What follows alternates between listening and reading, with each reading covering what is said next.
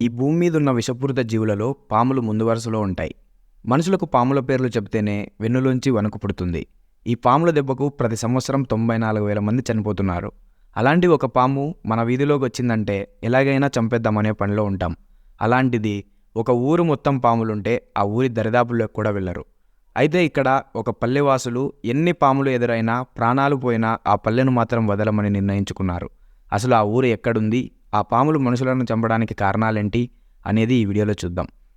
అందుకంటే ముందు ఈ వీడియోని లైక్ చేయకుంటే లైక్ చేసి మా ఛానల్ను సబ్స్క్రైబ్ చేసుకోండి.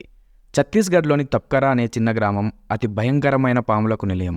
ఈ గ్రామంలోనికి వెళ్ళగానే మనుషుల కంటే ముందుగా పాములే మనకు ఎదురవుతాయంటే ఇంకా అక్కడ పాములు ఏ రేంజ్లో తిరుగుతుంటాయో అర్థం చేసుకోవచ్చు.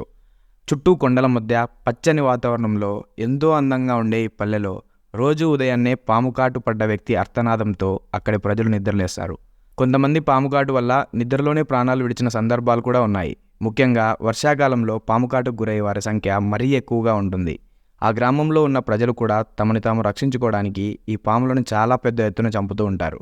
వీరి పరిస్థితి గమనించిన ఛత్తీస్గఢ్ ప్రభుత్వం మరియు కొన్ని స్వచ్ఛంద సంస్థలు అక్కడి ప్రజలకు పాముల మీద అవగాహన కూడా కల్పిస్తున్నారు. కొన్ని సంవత్సరాల క్రితం వరకు ఈ పాము కాటుకు గురైన వారు ఎలాంటి హాస్పిటల్కి వెళ్లకుండానే కేవలం వనమూలికలతోనే చికిత్స చేసుకునేవాళ్ళు. ఈ పరిస్థితి గమనించిన ఛత్తీస్గఢ్ ప్రభుత్వం ఆ గ్రామంలో ప్రభుత్వ ఆసుపత్రి నిర్మించి అన్ని రకాల విషయాలకు యాంటీవెనిన్ మందులను సప్లై చేసింది. వర్షాకాలంలో రోడ్ల మీద, పొలాలలోనే కాకుండా ఇళ్లలో కూడా పాములు వచ్చేస్తుంటాయి. అలా రాత్రిపూట ఇల్లులోకి వచ్చే పాములు కింద పడుకునే వారిని కాటువేయడంతో చాలామంది నిద్రలోనే చనిపోయేవారు. అందుకని అక్కడ ప్రభుత్వం మరియు పలు స్వచ్ఛంద సంస్థలు మంచాలను కూడా పంపిణీ చేస్తున్నారు. ఆ గ్రామ ప్రజలకు ప్రతిరోజు పాము ఇళ్లలోకి రాకుండా ఉండడానికి చేయాల్సిన పనుల గురించి, ఒకవేళ పాము ఇంట్లోకి వస్తే వాటిని చంపకుండా సురక్షితంగా ఎలా పట్టుకోవాలి, లేదా అక్కడి అధికారులకు ఇన్ఫర్మేషన్ ఇవ్వడం వంటి విషయాల మీద శిక్షణా తరగతులను కూడా చెబుతున్నారు. 2015 సంవత్సరంలో ప్రభుత్వ అధికారిక లెక్కల ప్రకారం 40 మంది పాముకాటుకు చనిపోతే 120 మంది పాముకాటుకు గురైన వారుగా ప్రకటించగా, వాస్తవిక లెక్కల ప్రకారం ఈ సంఖ్యలు ఇంకా ఎక్కువ ఉండవచ్చని చాలామంది చెబుతున్నారు. సో ఇదనమాట. జనరల్గా మనం ఒక్క పామును చూస్తేనే ఒళ్ళంతా గబరు పుడుతుంది.